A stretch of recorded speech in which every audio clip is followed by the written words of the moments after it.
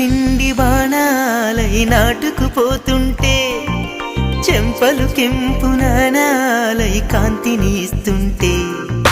చూపులు తేనె దారాలై